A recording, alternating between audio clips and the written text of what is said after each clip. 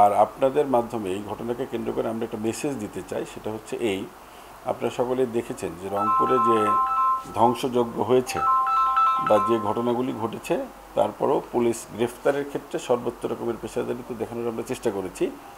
গ্রেফতারের ক্ষেত্রে আমরা সিসিটিভি ফুটেজ, গণমাধ্যম থেকে প্রাপ্ত ফুটেজ এবং বিভিন্ন মাধ্যমে প্রাপ্ত যে সুনির্দিষ্ট তথ্য উপাত্তকে গুরুত্ব দিয়েছি, এবং এই জন্য আমাদের উচ্চ সিনিয়র অফিসারদের নেতৃত্বে একটি কমিটি করা হয়েছে এবং এ পর্যন্ত আমরা 7 শতাধিক ব্যক্তিকে শনাক্ত করেছি এবং এই শনাক্তকৃত ব্যক্তিদেরকে গ্রেফতার করা হচ্ছে, যারা সরাসরি নাশকতা বা অগ্নিসংযোগের সাথে জড়িত বা যারা বিভিন্নভাবে মদত দিয়েছে বা ইন্ধন দিয়েছে তাদেরকে গ্রেফতার করা হচ্ছে। কোনো নিরীহ লোক যাতে গ্রেফতার না হয় সেজন্য আমরা সর্বোচ্চ সতর্কতা অবলম্বন করছি।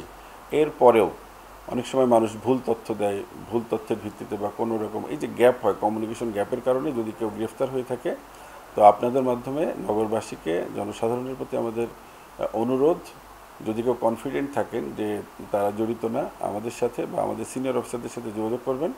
আমরা এই বিষয়টি যথাযথ প্রক্রিয়ায় দেখব এবং যাতে করে কোনোভাবেই কোনো অবস্থাতেই যেন কোনো নিরীহ মানুষ হয়রানির শিকার না হয় সে বিষয়টি আমরা নিশ্চিত করার চেষ্টা করব। হচ্ছে কোনো মেস বা শিক্ষা প্রতিষ্ঠানে না, আমরা অভিযান চালাচ্ছি সন্ত্রাসী বা অপরাধীদেরকে ধরার জন্য এবং সাধারণ মানুষের নিরাপত্তা নিশ্চিত করার জন্য। আপনারা জানেন যে একটি নগরে যখন এরকম অনেকগুলো সিরিজ ঘটনা ঘটে তখন নগরবাসীর মধ্যে একটি বাড়তি আতঙ্ক থাকে। তো আতঙ্ক যাতে মানুষের মধ্যে না থাকে, মানুষ যাতে স্বাভাবিক জীবন স্বাভাবিক অবস্থায় ফিরে আসে, এই জন্য আমাদের অনেক পেট্রোলের যে আমাদের পেট্রোলিংয়ের যে নর্মাল যে সাইজ তার থেকে এটা অনেক বেড়েছে এবং আমরা সুনির্দিষ্ট তথ্যপত্রের ভিত্তিতেই গ্রেফতার অভিযান চালাচ্ছি। আপনি যেটি বললেন, শিক্ষা প্রতিষ্ঠান তো এখন বন্ধ এবং আমাদের জানা মতে মেসগুলো, অধিকাংশ মেসই অফিসিয়ালি বন্ধ। যেহেতু শিক্ষা প্রতিষ্ঠান বন্ধ, ছাত্ররা যার যার বাড়িতে চলে গেছে, তো সেই হিসাবে শিক্ষা প্রতিষ্ঠানে বা অভিযান চালানোর কোনো সুযোগ নাই। আর মেসগুলোতেও আমরা কোনো অভিযান চালাইনি, শুধুমাত্র যে সকল জায়গাতে মেস না, অনেক সময় হোটেল, রেস্তোরাঁ, হোটেল, তারপরে বিভিন্ন অবকাশ কেন্দ্র, এগুলোতে বা মেসে অনেক সময় সন্ত্রাসীদের আনাগোনা থাকে, এগুলোতে আমাদের রুটিন অভিযান চলছে এবং সেক্ষেত্রে হয়রানি বা কোনো নিরীহ মানুষকে গ্রেফতার বা ইত্যাদি ইত্যাদি এই ধরনের ঘটনা আমার জানা মতে ঘটেনি।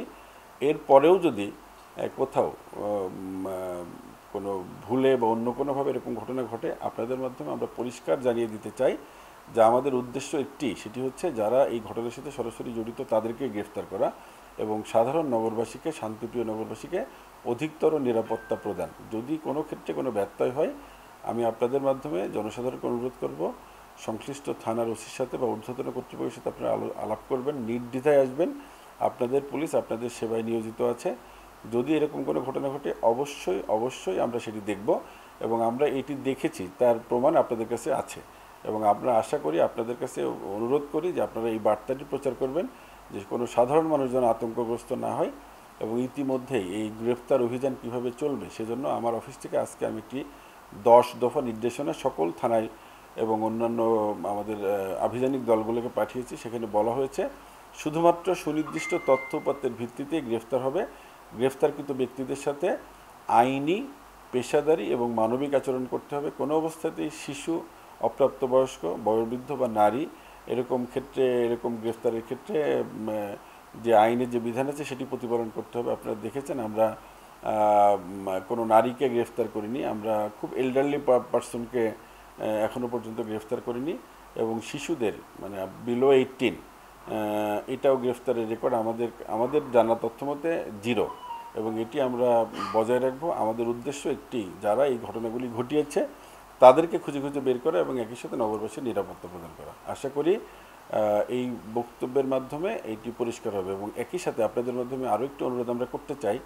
যেমন এই যে সোশ্যাল মিডিয়াতে আজকে মাহিমের বিষয়ে যেটি এসছে, তার পরিবারের সাথে আমরা কথা বললাম, তো তারা বললো যে আসলে আমাদেরকে অনেক ভুল তথ্য দেওয়া হয়েছে।